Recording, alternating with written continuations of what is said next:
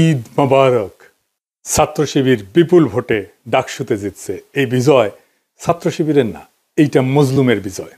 আমি 20 আগস্ট লিখছিলাম গত মাসে, ডাকসু নির্বাচন নিয়ে আমার প্রেডিকশন বলি, ছাত্র শিবির ভিপি জিএস সহ বেশিরভাগ আসনেই জিতবে। হলগুলোতে কিছু আসন ভাগাভাগি হবে।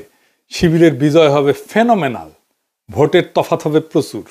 এই নির্বাচন শেষ পর্যন্ত বাঙ্গু সেকুলার এস্টাবলিশমেন্ট হইতে দেবে কিনা এটা দুশ্চিন্তা। খুব খারাপ কিছু ঘটায় নির্বাচন স্থগিত করে দিতে পারে। বিশেষ করে বামেরা শেষ মুহূর্তে নির্বাচন বয়কট করতে পারে। একটা ইসলামপন্থী দল ফেয়ার নির্বাচনে জিতে আসবে, এর চাইতে বড় দুঃস্বপ্ন বাঙ্গু প্রগতিশীল বা ভারত বা পশ্চিমাদের নাই। কিন্তু ঠিকভাবে নির্বাচন হইলে এইটা ফলাফল হবে বাংলাদেশের রাজনীতিতে সুদূর প্রসারী। সেটা শুধু বাঙ্গু প্রগতিশীলরা না, সম্ভবত ইসলামপন্থীরাও ঠাউর করতে পারতেছে না। যা বলছিলাম তাই হয়েছে, তাই না?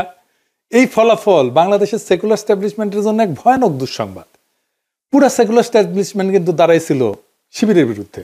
শেষ রক্ষা হয় নাই। এখন আসেন আমরা দেখি এই ফলাফল আসলে কি বার্তা দিচ্ছে।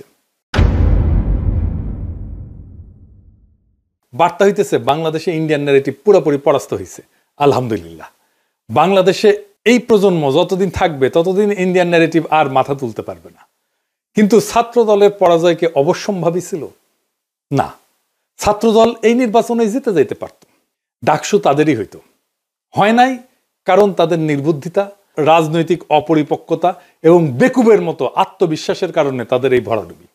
বিএনপির এই ভরাডুবির পেছনে আছে বিএনপির কান্ধে চেপে বসা কিছু রাজনীতির জ্ঞানহীন মানুষ, অপদার্থ মানুষ। আমি একসময় দেখাইছিলাম, আজ তাদের ক্ষমা দেখায় পরিচিত করে দিতে চাই না, এরা হাতে ধরে বিএনপিকে গাড্ডায় ফেলছে। তাও একজনকে দেখেন কইছিল শিবিরের ভরাডুবি হবে, তৃতীয় বা চতুর্থ হবে শিবির। এরা হইতেছে পলিটিক্যাল অ্যানালিস্ট, বিএনপির বুদ্ধিজীবী। ভাবেন তাইলে কি অবস্থা বিএনপির। নাই বনে শিয়াল রাজা। এরাই বলছিল ছাত্রীদের হলে শিবির জিতবে না, জিতছে তো বটেই। রোকেয়া হলে সাদিক কায়েমের নাম ঘোষণা হইলে কেমন আনন্দে উল্লাস করে উঠছে ছাত্রীরা দেখেন।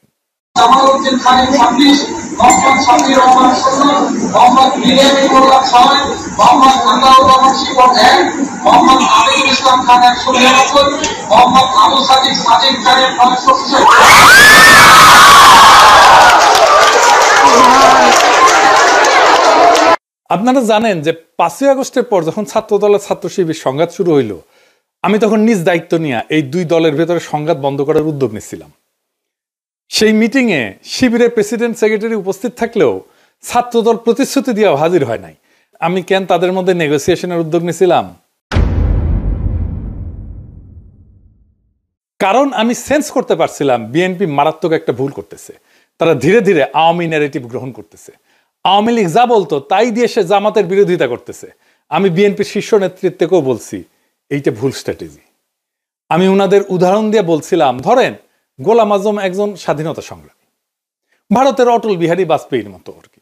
তাইলে আপনি জামাতের রাজনৈতিক বিরোধিতা কেমনে করতেন? আপনি তো তারে স্বাধীনতা বিরোধী বলতে পারতেন না, মুক্তিযুদ্ধ বিরোধী বলতে পারতেন না। তো তাহলে অটল বিহারী বাজপেয়ীর মতো যদি গোলাম আজম স্বাধীনতা সংগ্রামী হইতো, তাইলে কিভাবে আপনি বিরোধিতা করতেন? সেভাবে করেন। আওয়ামী লীগ যা বইলা জামাতকে ঘায়েল করতো সেইটা বললে আপনি আওয়ামী লীগ হয়ে যাবেন। তাই হয়েছে। আপনি জামাতকে রাজাকার, স্বাধীনতা বিরোধী, পাকিস্তানপন্থী কিছু বইলাই দমাইতে পারবেন না। উল্টা জামাতের লাভ হবে, হয়েছে না? এর ফলে বিএনপি তার অ্যান্টি ইন্ডিয়া ভোট ব্যাংক হারাবে। তাই হারাইছে। সে আওয়ামী লীগের ভোট পাইছে। আপনি জগন্নাথ হলের ভোটের হিসাব দেখেন, জগন্নাথ হলের পুরা ভোট মোটামুটি বিএনপি পাইছে, তাই না? তো তার মানে সে আওয়ামী লীগের ভোটটা নিছে আর নিজের ভোট হারাই ফেলছে। আর জামাত কি করছে? যে anti India vote bank intact রেখে সেকুলার ভোট টানার কৌশল নিতে পারছে। বিএনপি যতবার মুক্তিযুদ্ধ 1971 এই বলে জামাত শিবিরকে আক্রমণ করবে, ততবার জামাতের অ্যান্টি ইন্ডিয়া ভোট আরো বাড়বে। জামাত যে বাংলাদেশে অ্যান্টি ইন্ডিয়া রাজনীতির সবচেয়ে বড় কামেল এজেন্সি, এটা বেশি স্ট্যাবলিশ হবে। বাংলাদেশের প্রধান দ্বন্দ্ব বিএনপি ধরতে পারে নাই। প্রধান দ্বন্দ্ব নিয়ে আমি অনেকবার বলছি। আমি এই বিষয়ে বলছিলাম যে বিএনপির এই আওয়ামী মুক্তিযুদ্ধের রাজনীতি পরাজিত হবে। আমি বলছিলাম, শোনেন এডিটর সাহেব একটু শোনায় দেন আমার আগের ইয়ে থেকে, দ্বন্দ্বটাও আবার শুনলে আবার মনে হবে যে কি বলছিলাম। শোনান এডিটর সাহেব। একটা সমাজে নানা রকম দ্বন্দ্ব থাকে। একটা নদীতে যেমন নানা ধরনের স্রোত থাকে, একটা না অনেকগুলো স্রোত থাকে, ছোট বড় মাঝারি, তেমন সমাজেও থাকে। যেমন ধরেন আমাদের দেশে ধনী গরিবের একটা দ্বন্দ্ব আছে না, সেকুলার আর ধর্মবাদীদের একটা দ্বন্দ্ব আছে না, ইংরেজি জানাদের সাথে বাংলা মিডিয়ামের দ্বন্দ্ব আছে না, শহর আর গ্রামের দ্বন্দ্ব আছে না? আছে। শহরের লোকেরা তো গ্রামের লোকদের তাচ্ছিল্য করে খ্যাট বলে, তাই না? বড় লোক আর গরিবের দ্বন্দ্ব আছে না? এইরকম অসংখ্য দ্বন্দ্ব পাইবেন দেশে। এই দ্বন্দ্বগুলোই রাজনীতি, কনফ্লিক্ট সিচুয়েশন, এটাই রাজনীতি। একটা পক্ষের সাথে আর একটা পক্ষের দ্বন্দ্ব, এই রাজনীতি, এটাই রাজনীতি। কিন্তু এর মধ্যে একটা প্রধান দ্বন্দ্ব থাকে, এক নাম্বার, সেটা খুঁজে বের করতে হয় কোনটা প্রধান দ্বন্দ্ব। এটাই পলিটিক্যাল ওয়ার্কারদের কাজ, এটাই রাজনৈতিক নেতাদের কাজ। আপনি ইতিহাসে তাকাইলে দেখবেন ব্রিটিশ আমলে প্রধান দ্বন্দ্ব কি ছিল? ব্রিটিশদের সাথে আমাদের দ্বন্দ্ব না, না তা না। প্রধান দ্বন্দ্ব ছিল জমিদার আর প্রজাতি। অসংখ্য কৃষক বিদ্রোহ হয়েছে, এর ফলশ্রুতিতে পাকিস্তানের জন্ম হয়েছে। ভারতের স্বাধীনতা আন্দোলন আর পাকিস্তান সৃষ্টি এক না, দুইটা আলাদা দ্বন্দ্বের ফল। পাকিস্তান আমলে দ্বন্দ্ব কি ছিল? বাঙালি আর অবাঙালিদের, তাই না? হাসিনা আমলে দ্বন্দ্ব কি ছিল? প্রধান দ্বন্দ্ব ভারতীয় আধিপত্যবাদের প্রত্যক্ষ সেবাদাসী ফ্যাসিস্ট হাসিনার সাথে বাংলাদেশের নাগরিকদের মুক্তির আকাঙ্ক্ষার দ্বন্দ্ব। দুই পক্ষ, হাসিনা অ্যান্টি হাসিনা। এখন হাসিনা নাই, কিন্তু সেই প্রধান দ্বন্দ্ব আছে। ভারতীয় আধিপত্যবাদের প্রত্যক্ষ সেবাদাসী হয়েছেন আপনারা, বিএনপি। এখন আপনাদের সাথে বাংলাদেশের নাগরিকদের মুক্তির আকাঙ্ক্ষার দ্বন্দ্ব শুরু হয়েছে। এই লড়াইয়ে আপনারা পরাজিত হইবেন, অবশ্যই হইবেন। এটাই ইতিহাসের শিক্ষা। আজ হোক কাল হোক পরাজিত হইবেন। ইন্ডিয়ান সালসা খাইয়া যারাই বাংলাদেশের রাজনীতি করতে আসবে ধ্বংস হইয়া যাবে। যেই আসুক, যত বড় দল আসুক, মাথাতে রেখেন, কামে দিবে। যত কৌশল নেন আমাদের বিরুদ্ধে, কোনোটাই কোনো কাজে দিবে না, কোনো কাজে দিবে না। তো বলছিলাম, যত কৌশলই নেন না কেন, কোনোটাই কাজে দিবে না। কাজে দেয় নাই। ভারতীয় বয়ান জয় বাংলা হয়ে গেছে। ইন্ডিয়া যে হারছে সেটা নিজুম মজুমদারের আহাজারিতে শোনেন। ইলেকশনের আগে সে বাক্য ঝাড়ি ছিল, সে বলছিল যে ওরাও হারবে, আপনারাও হারবেন, মানে বিএনপি করছে আর কি। শুনেন, শুধু আপনার বিবেচনার উপর একটু ছেড়ে দেই। Now it is your call, it's your take. সিদ্ধান্ত আপনার। কালকে নির্বাচন, প্রশ্নের জবাবটা আপনারাই দিয়ে দেন। যদি জামাত শিবির নির্বাচিত হয়, হেরে গেছি, আপনারাও আমরাও সম্মিলিতভাবে। প্লিজ হেরে যায়েন না। তো বিএনপি কেন এইভাবে দুর্বল হয়ে গেল? হাসিনা বিরোধী লড়াইয়ে হাসিনার ন্যারেটিভ ভাঙায় বিএনপির কোনো ভূমিকা ছিল না। আর কালেকটিভ লড়াইয়ে বিএনপির সংখ্যা ছাড়া কোনো ইন্টেলেকচুয়াল ইনপুট ছিল না। এটা সত্য। এটা বিএনপির পছন্দ হবে না, কিন্তু যাই হোক, এটা সত্য। এটা বিএনপি বুঝতে পারেনি, নিজেও বুঝতে পারেনি, জনগণও বুঝতে পারেনি যে বিএনপির ইন্টেলেকচুয়াল ইনপুট নাই। 5ই আগস্টের পর ক্রেডিট নেওয়ার পালা চলছে, কে কত বড় মাস্টার মাইন্ড তার হিসাব করছে। এই কাজগুলো আমরা করতাম, ন্যারেটিভ বিল্ডিং এটা আমরা করতাম। এবং বিএনপি যখন থেকে আমাদের কাছ থেকে দূরে সরে গেছে, হিসাব করে দেখেন, তখনই বিএনপি দিগ্ভ্রান্ত হয়েছে আর জনসমর্থন কমতে শুরু করছে। আমি বলতেছি না যে আমাদের জন্যই কমছে, বরং কমছে এই কারণেই যে আগে আমরা যে ন্যারেটিভ তৈরি করতাম এটা তো বিএনপির জন্যই করতাম। ফ্রি করতাম, ডিফেন্ড করতাম তো বিএনপিরই, ফ্রি। এখন তার করি না, তাই সব দুর্বলতা ফসাদ করে বের হয়ে গেছে। বিএনপি জামাতের রাজনৈতিক বিরোধিতা কিভাবে করতে পারত, এই নিয়ে আমার পরের এপিসোড দেখবেন। এখন জামাত কইতে পারেন, দাদা আপনি এইভাবে স্ট্র্যাটেজি কইয়া দিতেছেন, ভয় নাই, কইয়া দিলেও শুনবে না ওরা। আর যদি শুনেও তাতে আপনাদের ক্ষতি নাই। রাজনীতির জ্ঞান বিএনপির লবডাঙ্কা হইলেও ইগো আছে টনটনা, 16 আনার উপরে 18 আনা। এখন প্রশ্ন হইল, বিএনপি কেন এই রাজনৈতিক অবস্থান নিল? কারণ বিএনপি ডরাইতেছে যে ইসলামপন্থীরা ইমার্জ করছে, লীগ আর বামেরা না থাকলে সে এটা সামলাইতে পারবে না।